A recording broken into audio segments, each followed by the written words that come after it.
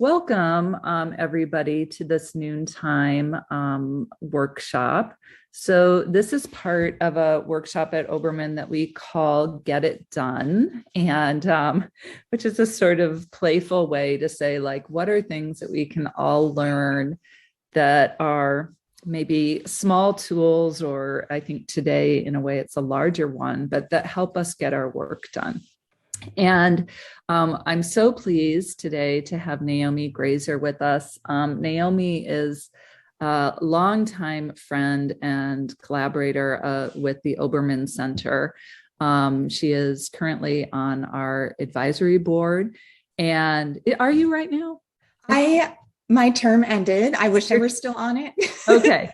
But I have been. I think of you as still on it, but spiritually, a recent member of our advisory board. So Naomi is the head writing coach at the National Center for Faculty Development and Diversity. And she is so generous with sharing her skills and connections and other things from that organization with those of us on campus. So thank you so much. Naomi is a faculty member in Gender, Women's, and Sexuality Studies here in English and American Studies. She is also the executive director of POROI. Her current book project, which is very relevant to our topic today, is Writing Through Writer's Block. And it, quote, unwinds the paradox of productivity, mapping unjust distributions of block and flow across the raced, classed, and gendered terrain of the settler academy. So Naomi, thank you for being here and for leading us today. And I hand it off to you, my friend. Well, thanks for having me. I'm really happy to be here. I'm going to share my screen. And let's see. And I'm excited to talk about writing groups. I wanted to begin by asking people who wish to sort of by way of a by way of an introduction, to invite anybody who'd like to just drop into the chat how you would like to feel as you engage your writing and research projects this spring. And adjectives are welcome, emojis are welcome, both if you wish.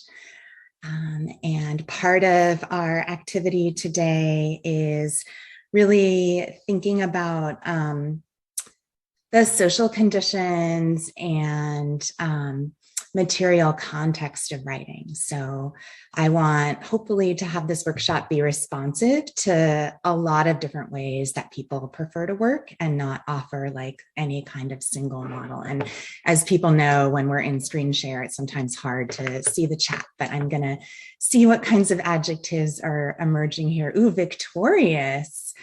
I love that adjective. People want to feel community.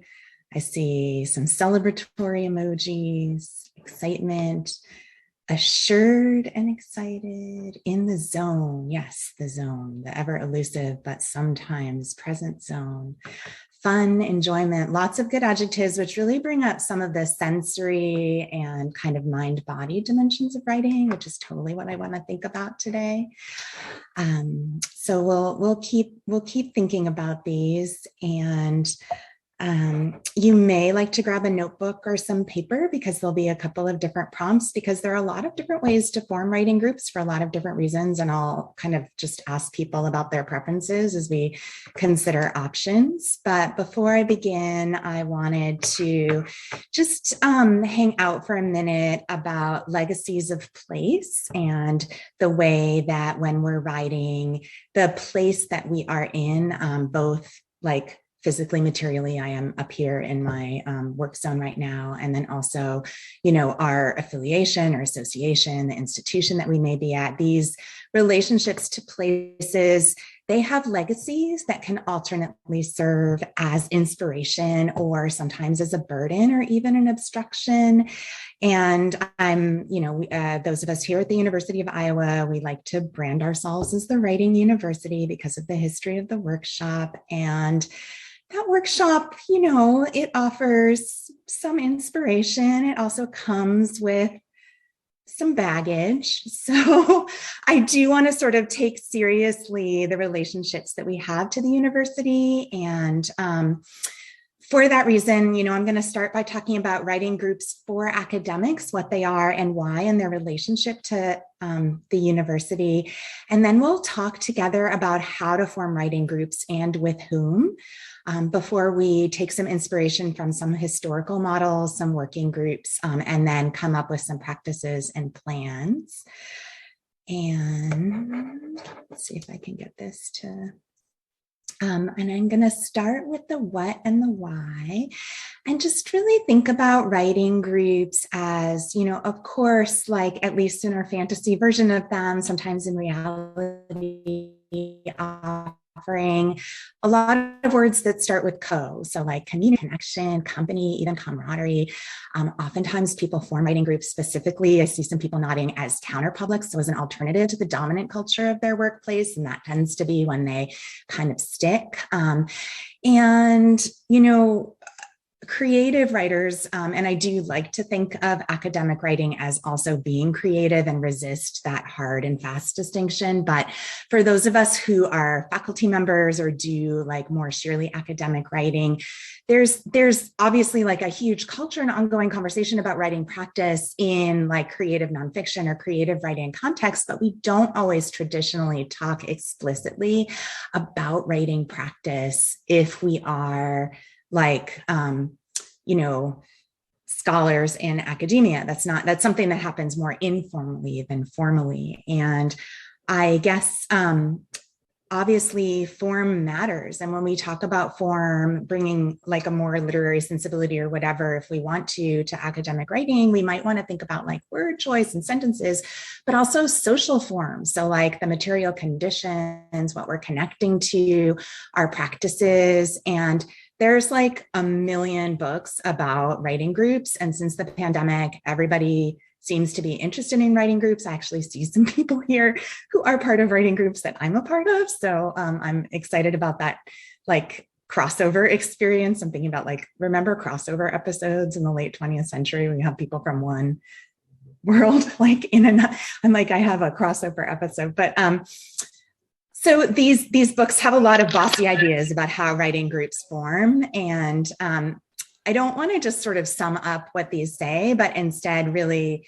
dig into some of the fantasies that we attach, specifically this idea that writing community somehow can let us, as these authors suggest, say goodbye to writer's block and transform your life. That's like a really big promise. And I don't want to say like writers groups can't be amazing, but I also want to actually historicize that promise and really think about why we would turn to writing groups and maybe debunk some of that a little. So yes, writing groups can be amazing and inspiring. And they also kind of fulfill certain institutional functions. So I'm turning right now to a 2018 piece from the Modern Language Association's Profession magazine. This is their like version of the Get It Done workshop that this flagship organization for people in literary studies has. And it's like an annual, publication. So Lightfoot writes in 2020, writing groups have been demonstrated in many cases to successfully address the at-large professional challenge of producing written work for publication. And he says that writing groups can alleviate issues in the profession. And I guess, he kind of glosses over these issues. Like, what are these issues? I feel like we know what these issues are, many of us, right? I mean, I could ask you to drop them in the chat, but I don't want to because it would negate some of the more positive emojis that we already have here. But anything from like demoralization to frayed public support for higher education to institutionalized racism, sexism, colonialism, etc., xenophobia, lack of funding. Like, I really don't think writing groups are a panacea for the profession. And I want to really suggest, like, when we use this sort of more corporate language of like licensing success, that we actually not only do a disservice to what writing groups can do, but actively undermine what makes writing groups work. So what is the institutional context? What are these issues? Writing on whose terms? Obviously, you know, many of us are familiar that in recent history, as tenure track positions are eliminated, colleges are hiring more women and minorities, as Flaherty points out, into temporary or part-time positions, which now, according to the AAUP, account for 70% of all faculty posts. And that means that there's less time to write. Writing isn't valued as a formal part of what people do. It also means that those of us for whom writing is part of what we do, or in terms of research writing, have more additional stuff we're doing just to hold up the university.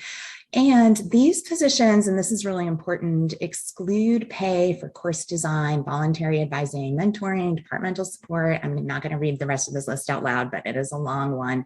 And this is from a recent publication about what the authors refer to as ontological labor, which is a kind of intellectual labor at the university. They say it's like the work that a lot of us do to manage identity and our body if either or both do not fit into academic structures, norms, and demands. So these are kind of the conditions in which people are really wanting a writing group because it feels like a refuge, a getaway from this grind. But when writing groups are used to amp up productivity, or like in the case of Lightfoot's article, I think to try to compensate for what universities fail to offer, they actually can end up contributing to those problems, right?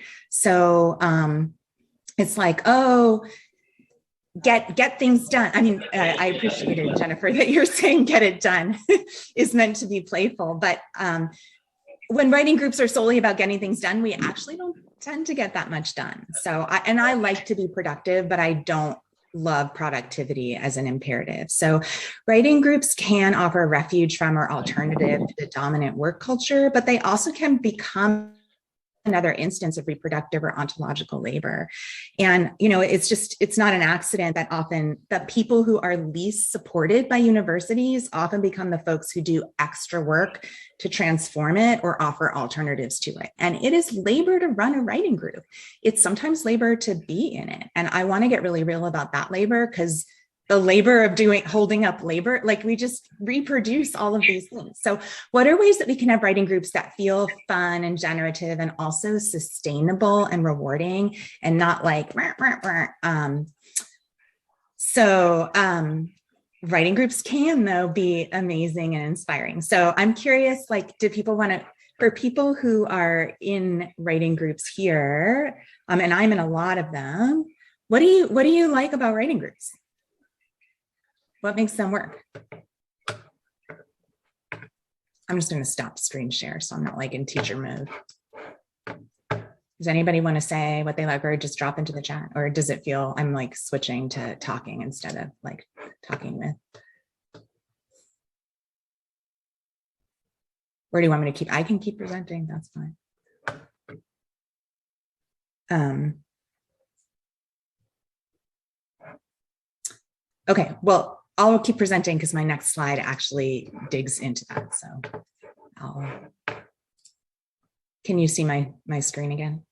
Yeah, okay. Oh, Zoom has a new note that says participants can see your screen. How nice of them. We can stop saying that. All right. So yes, Sean. I was just saying I put something in the chat and I thought there was some other chat. Yeah, go for it. Oh, thank you. The feeling of shared intention, Naki, that's like such a beautiful way to say that. So like, even if there isn't talking in the group, there's a feeling of shared purpose, which can amplify that purpose. Cam, I don't know if you want to talk about like a way to have connection during the pandemic specifically. Yeah, I can. I just know that when things started to get a little darker, so around September to October, November kind of situation, the writing group that I had with my friends, and it was actually like a very specific group of people too. Like we all studied media in some form or another. we got together and we were able to have like the fun little small talk beforehand, and then work like in the same virtual space as each other, and then come back and we were able to like both celebrate and commiserate when we didn't meet our goals. Yes, I love that combination of celebration and commiseration is really, for groups that work, tends to be really fantastic. Yeah, if it's all venting, it's not going to stick. And if it's like fake Pollyanna, like hooray also. Yeah. That was what was the most refreshing, is that there were several writing groups where I got like 75% of what I wanted to get done, but was really frustrated that I couldn't have gotten like checked off all of the to-do list. And my friends were very generous in saying like, you did a lot more than you had done before you got here, but I understand that it's frustrating and it's okay to be frustrated. Yeah, and that's very affirming. And Mina, I see you're talking about sharing ideas before they're fully formed, and we'll talk about that for sure. So, okay, so we're moving on from the context to the how question, what makes a writing group work? And I apologize for the it depends, because I feel like that's the professor move, always like, well, it depends. But it depends on what you need, of course, like what we need to support our projects, how we want to feel as we engage our work, and what kind of working conditions we want to contribute to transform or create. So it's not just about us either, right? So I have this slide with some prompts on it, and these are, kind of map out some of the material conditions and coordinates of writing so that we can think about them. And when we say, our working conditions are not entirely of our own choosing, right? Like the university is kind of the boss of many of us. However, there are some parameters that we do have control over, and being able to identify these and make intentional choices is really opening. And again, this is this thing that I feel like creative writers have a longer history of thinking about than those of us who do academic work. So when we write, whom do we prefer to be around or not around? Some people like solitude. Some people want solitude when they're doing a certain kind of work, and company when they're doing another kind of work. So I'm not going to read through all of these, but I'm going to give people just a minute. And if I'd been reeling together, I would have my like Vince Guaraldi music jazz to this, but to just dash down a couple of ideas in response to these prompts. And then I do think it would be cool to talk about them, because these answers help provide a map of what you would want writing groups to do for you. And then my next slide gives a menu of options for how those writing groups can work. So I'm just going to give people a minute to respond to these prompts. And I'm going to drop the prompts that I just had on the slide into the chat, so we have them as a point of reference. And then this is kind of a big group. I had anticipated sort of imagining chatting about this just as I'm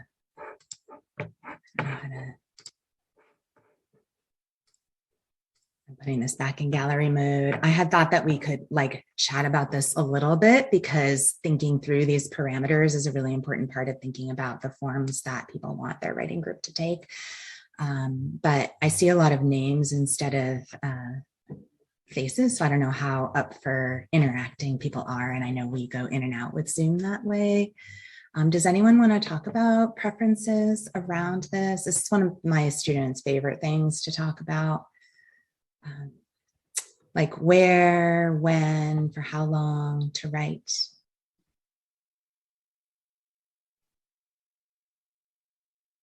And it might feel a little personal in like a random group to talk about that too.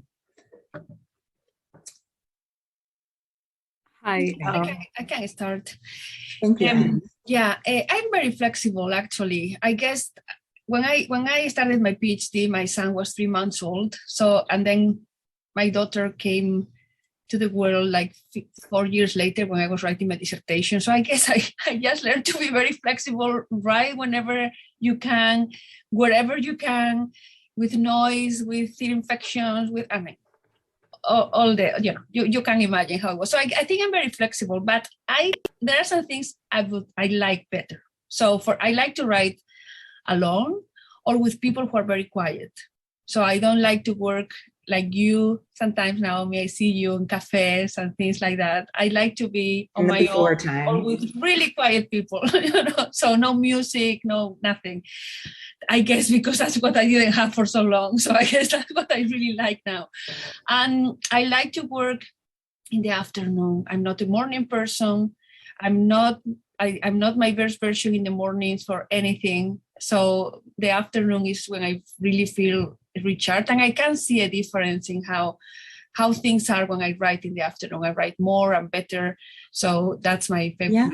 And these are perfect because, like, okay, some writing groups want to meet in a public place. So like knowing that and getting clear about it before you form a group is really helpful, because then you can say, I would really prefer to be on Zoom, or I would really prefer to be at a table in a university space where we can control sound. And I want to have a group that's quiet, because some groups check in and some groups don't. So that's really helpful. Other thoughts or preferences: has to feel safe, Christine says. Yeah, and some people need to be very selective about who they're writing with, because when we write, we're engaging with the kind of history of ideas and inquiry. And if we're around people who reinforce certain critical mindsets that we're writing against, then that's actually not an environment we want to be in when we're producing words. So we don't want to be in a random group. We want to be selective. Yeah. And I think what I meant by that is, I'm like Anna, I'm very flexible about where I can write and what time, and with people or without. But if I'm with people, they have to be quiet. Yeah. I think I can get all of the conditions I need in a writing group as long as everybody's on the same page about what we're doing. Yeah, and that is on my next slide, is like, you know, once we figure out what our parameters and priorities are, then having that open conversation where guidelines and ground rules can be established collectively, so everybody can say, we can chat before and after, but not during, or I don't want to chat when I get in, but I want to chat at the end, or you can chat after if you want to, but I need to be able to go, or like whatever it is, right? So different people have different ideas. And Nina, you had mentioned, and I'm not putting you on the spot, like exchanging work. So some writing groups really just write in proximity and they do not exchange work. Other groups workshop and write together.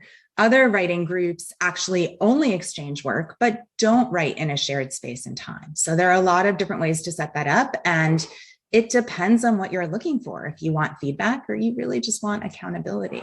So any other thoughts and preferences? Because I think we're also so, especially now, at least me, but I'm fairly certain I'm not alone in that, kind of encouraged to feel that our working conditions are not ones that we have control over, because we have so much stuff dictated to us. But I really do feel like there's power in being intentional about certain aspects of our working environment. So when I talk about the senses, like taste, having a warm drink as part of a writing ritual can help demarcate that time and space and set a feeling of that as like just a moment where we're nourishing ourselves and focusing. I cannot listen to music with words while I'm writing. Some of our students will listen to music with words while they're writing. My daughter does that. And I'm like, I do not get that, especially if you know the words. How can you be writing words and hearing words? Like, no.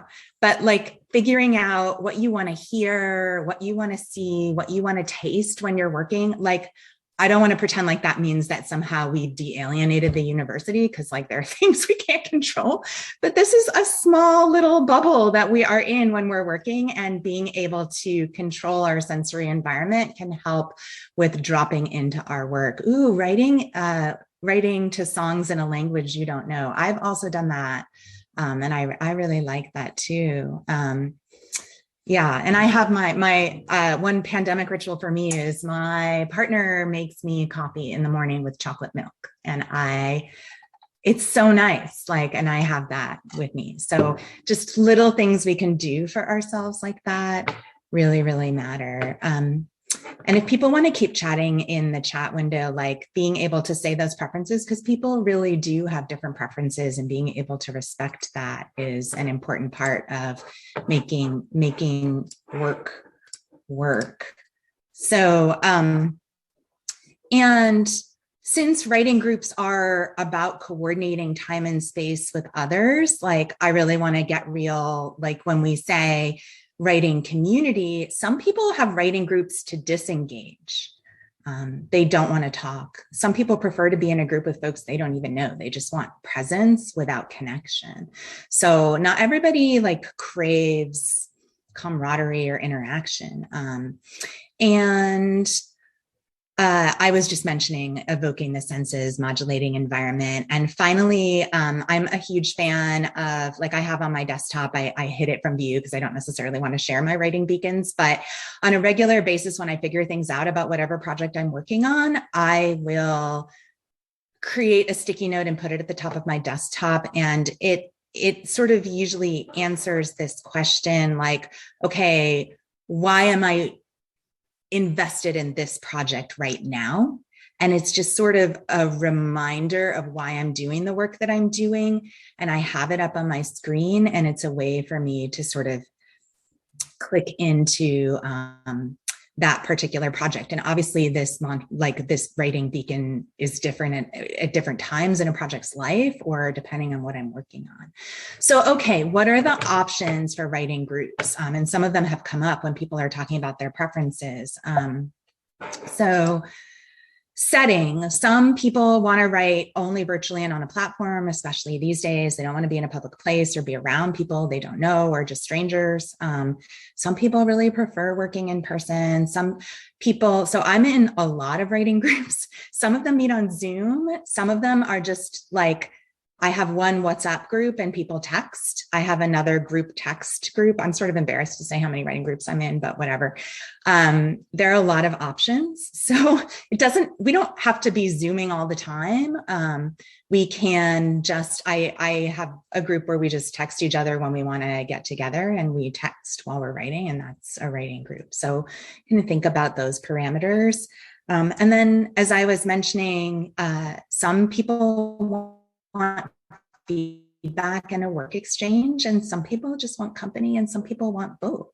So being able to think about the rotating schedule of that, as well as I do, historically writing groups work best when they're like formed through affinity. So I am part of one writing group where we write together because we're more anxious writers, and that's the bonding piece. And then I have another group that, I go to different groups with different affinities for different purposes.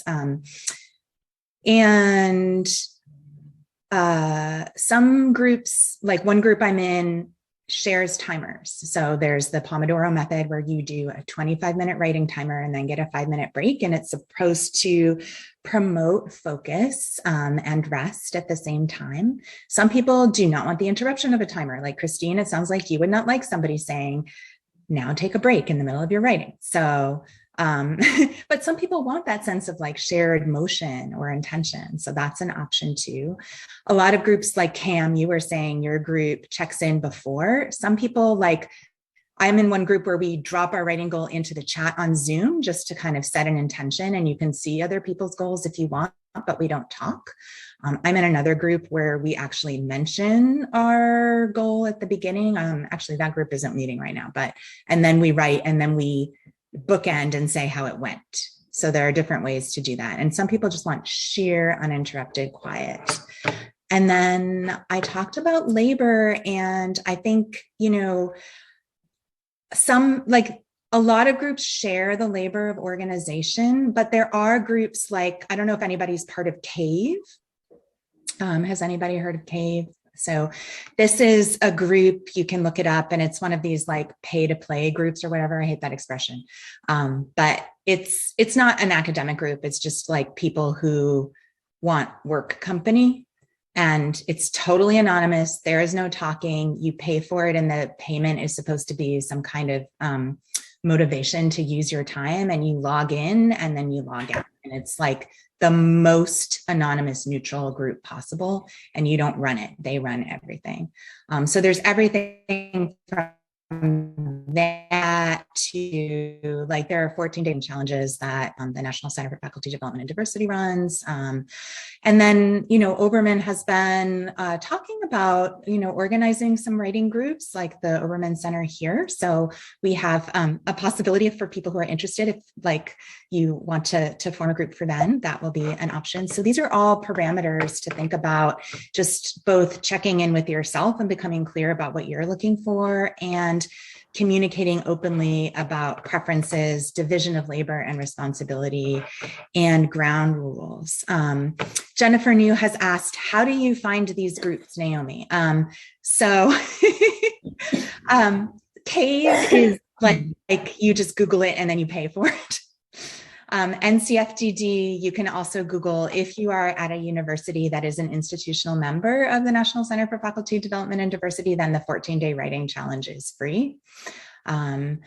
If not, you can become a member and have that be paid for. You can also just, a lot of people just form groups, like get together with friends from grad school or people they like and say, hey, like, are you looking for a writing company? Do you want to like pick a time?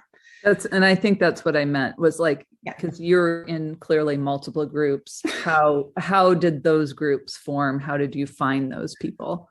Yeah, other people can talk about this. So like one group is a group of friends here at the university where we meet every Friday. We actually just met this morning. And we used to write together in the cafe, but now we write on text. And that's sort of like an affinity group within UI where we're writing to get away from other people at UI. Sorry if you're not part of that group. And another is just a friend at another institution, and we'll blip each other sometimes on text and say, hey, do you want to write this morning? And I know she's usually free on Tuesdays and Thursdays, so she's my Tuesday, Thursday writing friend. So they're just like different ways to connect. But a lot of this is just, some people really prefer solitude, and I really value that. But I think academic writing is often hard. And sometimes it's fun, pleasurable, and it's often frustrating. We can experience curiosity, or we can be like annoyed, or we can be bored. Like there are a lot of different experiences. And for me, rather than thinking of a writing group as a cure for those experiences, I really think about it as a space to share process, so that, as Cam was saying, we can like celebrate when things go well and commiserate when they don't, or just like be in the process with someone.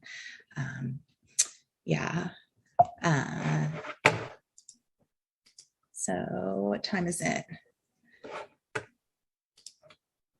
So I thought it would be cool to look at some historical models and reflect on how and why other people have formed working groups. But let me go back to this slide actually for a second. Oops, wrong way. Does anybody have questions or thoughts about any of these parameters before I go on?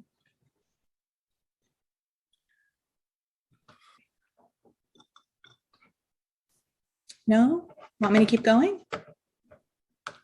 Okay, I will keep going. Okay, so I have two sort of points of inspiration, and these come from, Jennifer mentioned my own work right now, which as actually, I need to update whatever website you got that from, because that book has a new title, I'm working on one book called Blocked, Writing Race and Gender at the University, and then another book called Unblocked, How Academics Write. So a lot of what I've been talking about comes from that second book, but this sort of section is more about kind of ways that writing takes shape at the university.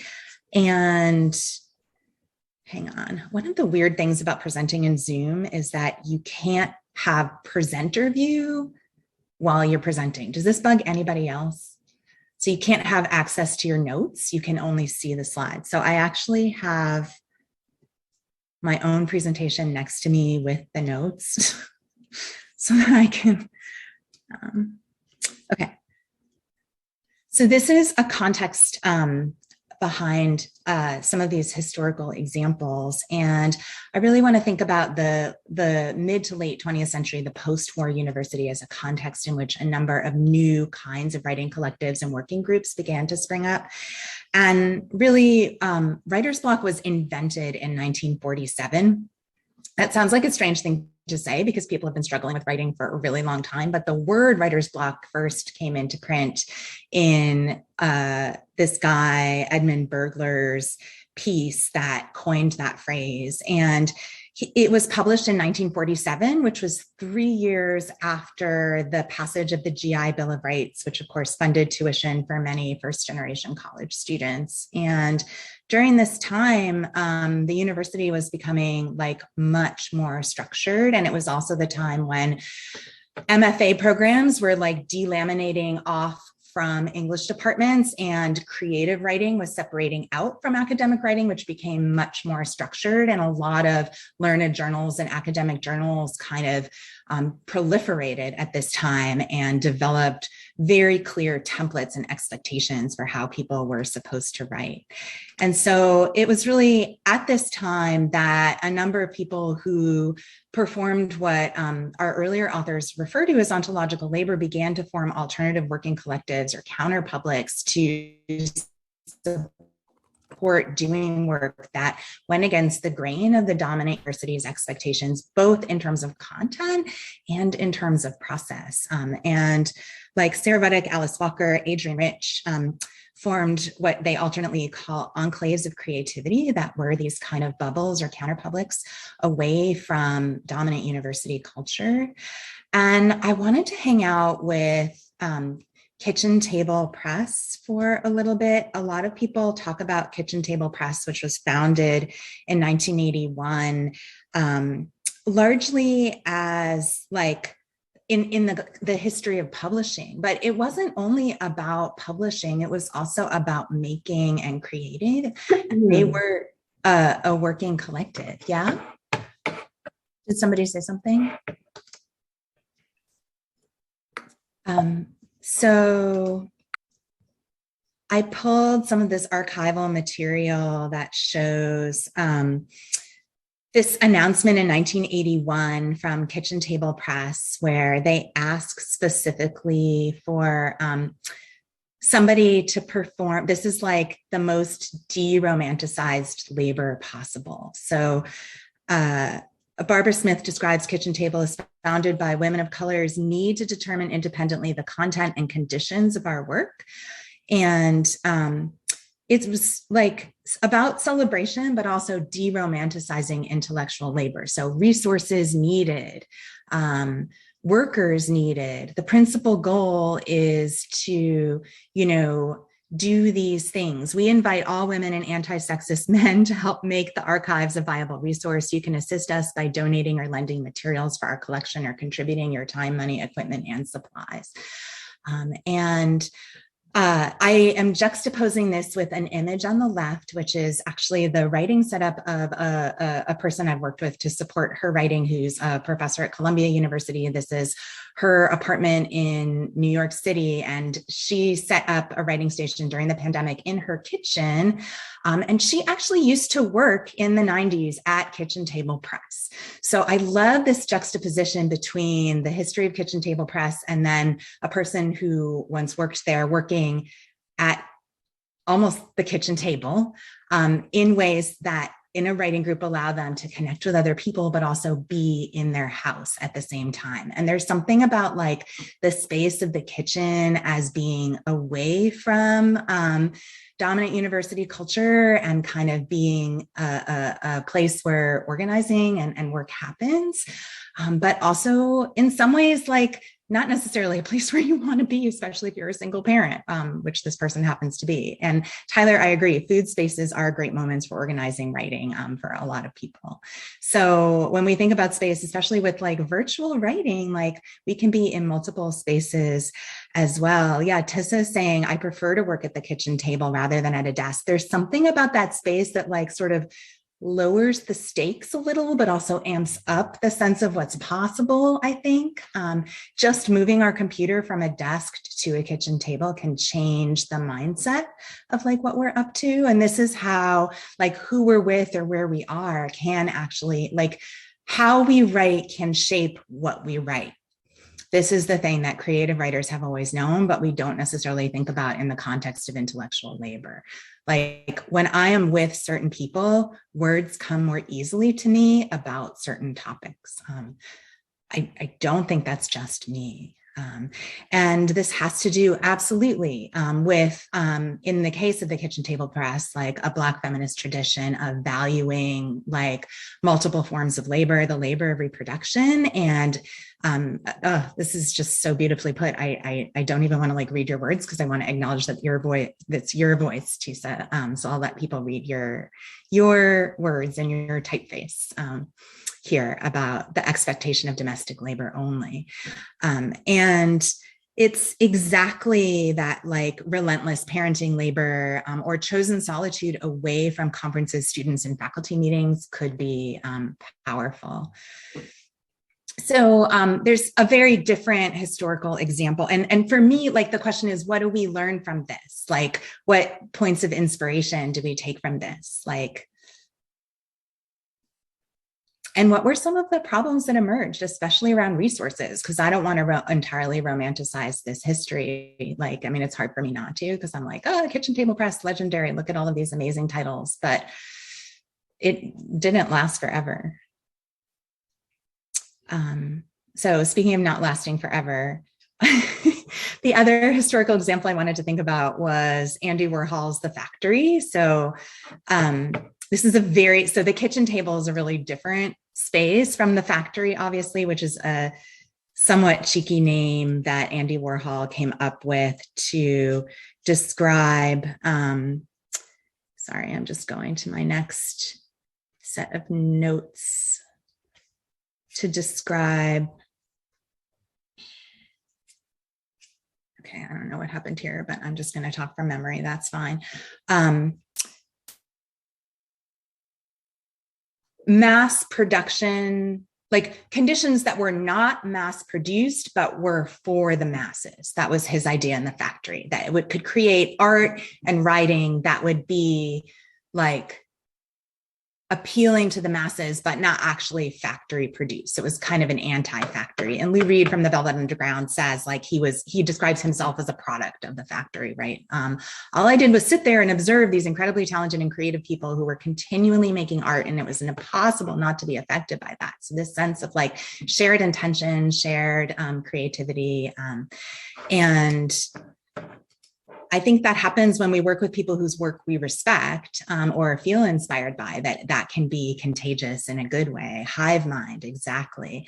And here are some images. So here's like Andre Leon Talley, who I was like looking at this older picture of him who just died last month. Pictures from The Factory, this like ancient computer, this sort of fierceness and connection. And one of the things that Andre Leon Talley says is this sort of creative playpen, but there were still rules. You had to show up every day or you would be fired.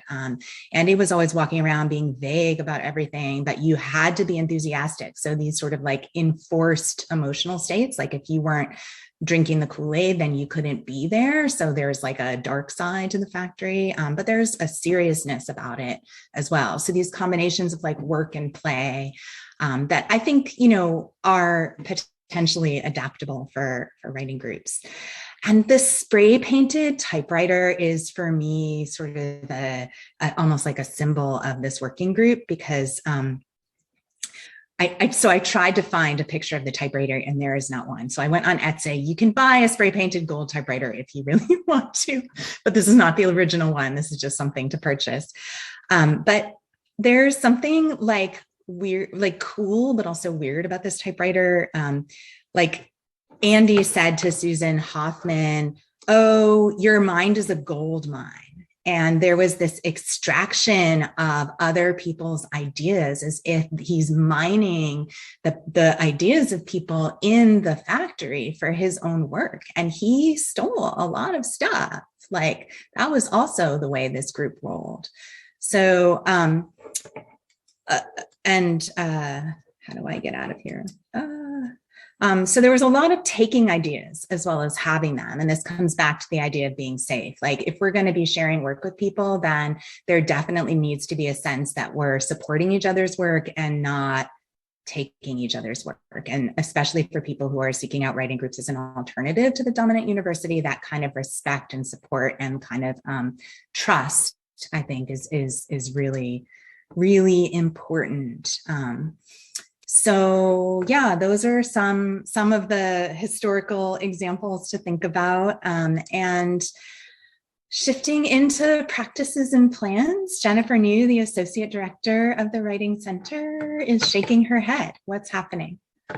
So one of my colleagues signed in also under the Obermann, and it is now telling me you have logged in from another device. Your polling is inactive. Oh no. And it is not letting me access the polls. Could that other person who signed in possibly make you host? I was a host. They have left. I asked them to completely leave. I started as a host. I will keep working on it, Naomi, but just this very moment. No worries. Thank you, Mackie, for saying that. Yeah. Mackie, do you want to say anything about the workshop at PS1, which is an like artisan and working group in Iowa City? Yeah, I didn't want to make it too much about promoting my workshop. It's almost full, so I don't know how much opportunity there is to take it. But it's something I'm hoping to build on, or I could see a writing group coming out of. And it's basically kind of going back to some of those pre-digital ways of self-publishing or publishing on a small scale. So the idea is everyone would produce a small edition of a zine, or we'll play around with hectograph and maybe a little bit with copier art, kind of some nice places to enter with duplication, and nothing that would replace regular or academic publication, but just a chance to share work with a small group. And then the last session is a performance of that work in some way in the PS1 Art Garden. So it just seemed it's more on the publishing end, I suppose, but I could see where it might fit into somebody's writing process as just a way to share things in a small, safe space, and it just gave me some ideas. And listening the to that spirit history. of like making in collectivity without necessarily needing to coordinate. Yeah, I love that description. And that's so much of writing groups is the combination of collectivity and individual sovereignty. And I think that balancing act of respecting autonomy and connecting at the same time is really important and actually feeds creativity often, for sure. So Jennifer, my alternate plan, if you would be up for this, would be to cut and paste those 3 prompts from the poll into the chat and then invite people to private message you in response. The other possibility, Naomi, is we can just send out a survey because we have Let's do that. Email. Okay. All right.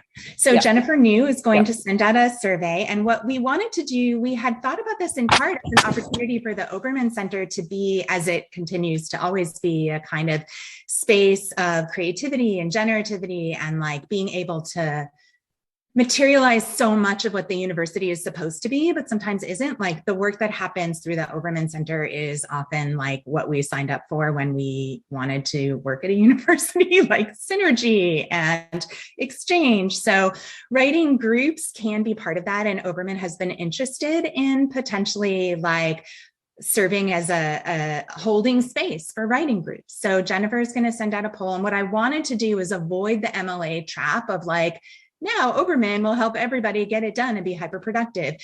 Instead, to celebrate being productive without making it solely about productivity, the poll is designed to invite people to share whatever data they want, just some parameters around their preferences, to see whether we can cluster people into affinity groups based on your responses. So I really want quiet, or I love to write in the mornings, or I don't want to ever see anybody, but I'd like to be online, or whatever. I want to be I'll just stop there. So you will receive a poll and it will let you say things that you want, and you may find other people who want similar things to work with if that interests you. And if it doesn't, you can ignore the poll and do other things. And now is the time. We have a little bit of time to just chat together.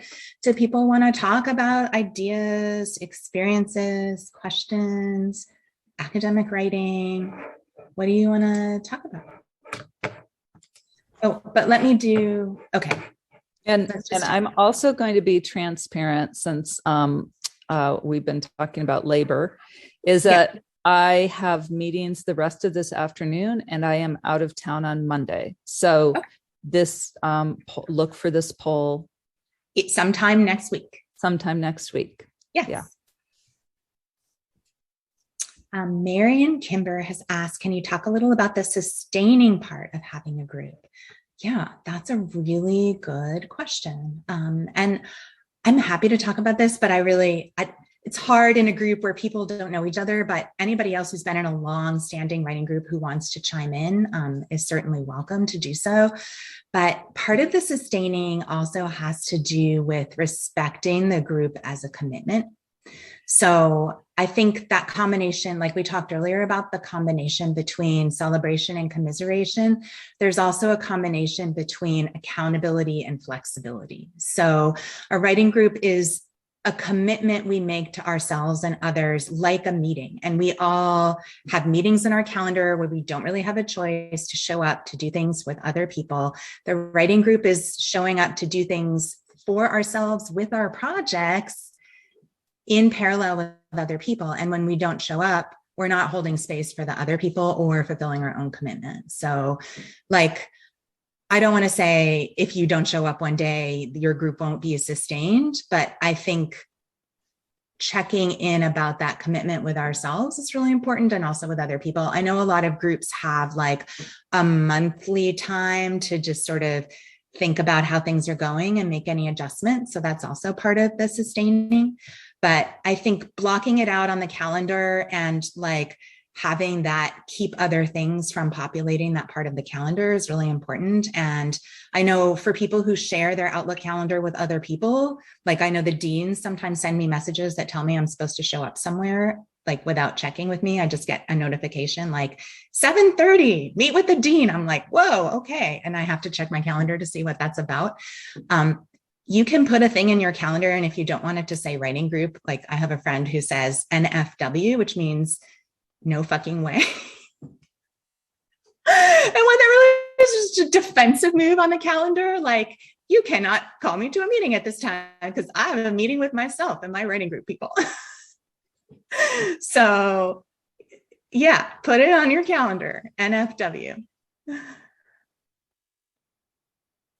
And you can mark the event as private and nobody knows what it is. Yeah, but some people don't have that. I mean, depending on who you are. But yes, Anna, thank you. That's helpful. I mean, not the saying writing group is something to hide, but it can be spiritually NFW. What else do people want to talk about? Can you just remind me of these ways of finding writing groups? I'm looking at the slide and it says CAVE and NCFDD. CAVE, you Google it and you pay for it. NCFDD, what is that? So that's the National Center for Faculty Development and Diversity, and they have a 14-day writing challenge that kind of guides you in writing in community. And again, I could Google that. I could Google it and find that. If you just Google 14-day writing challenge NCFDD, and Christine, because we're at the University of Iowa and we are institutional members, that would be free for you. So those are two options. Okay. But I also think it's not rocket science to just email people you know and be like, hey, do you want to form a writing group? Well, now here's where I would get to my question or comment. You say it's not rocket science, but it can be face threatening in ways that get back to academic writing can be lonely. It can be difficult. And those of us who were not raised to think of ourselves as writers have a harder time saying, hey, do you want to get together and write? And we even have a hard, maybe it's because I come from the social sciences. Yeah, even absolutely. saying, it can feel like it's even just saying like, I somehow can't do it on my own. And then it undermines our credibility. Is that a little bit what you're? It's sort of like saying, I want to do something private in public. Oh, interesting. Yeah. And I mean, that might be generational too. I mean, not to suggest that. Sorry, Christine. Not that you're calling me old. I know. Oh my God, that was bad. But no, this is part of the book I wrote in the Obermann working group that you and I were both part of. That I think it is generational, and my advisor, who is quite a bit older than I am, had a big hand in passing along what I do not believe to be a healthy attitude. Sure. That I have not completely shaken. Absolutely. I mean, I think in this instance, it may be useful then to respond to the Obermann poll and let them do the organizing. And then you don't need to take it on your, yeah. That's why I'm really looking forward to the Obermann poll and other ideas connected to this grant. The sort of excuses or motives for organizing writing groups that have particular purposes behind them, I think. Yes. Okay. I wanted to share my screen so that I could show the last slide that I have, which is a,